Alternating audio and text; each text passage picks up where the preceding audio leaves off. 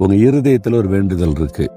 சில காரியத்தை வெளியில சொல்லி ஜெபிப்பீங்க, சில காரியத்தை வெளியில சொல்ல முடியாது. உண்மைதானே?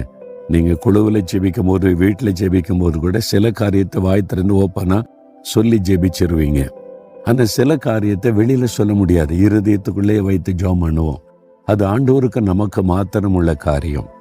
அப்படி ஒரு சீக்ரெட் இருக்குல்ல, நான் ஆண்டவர்கிட்ட ரகசியம் பேசுற காரியம் இருக்குது, அது எனக்கும் ஆண்டவருக்குள்ள ரகசியம்.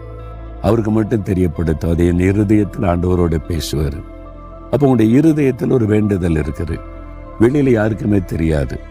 ஆண்டவர் சொல்வார், உன் இருதயத்தின் வேண்டுதல் உனக்கு அருளப்படும். நீங்க இருதயத்துல வைத்து யாருக்கும் தெரியாம ரகசியமா ஜெபிக்கிறீங்களே, அது உங்களுக்கு அருளப்படும் ஆண்டவர் சொல்றார். அது உங்களுக்கு தருவாராம். ஐயோ, நான் வெகு நாளா என் இருதயத்துல ஒரு ஆசை ஜெபிச்சுக்கிட்டே இருக்கேன்னு, யாருக்குமே தெரியாது. தேவன் அதை உங்களுக்கு அருளி செய்ய போகிறார். இன்றைக்கே அருளி செய்யலாம், இன்றைக்கே நீங்க அதை பார்க்கலாம்.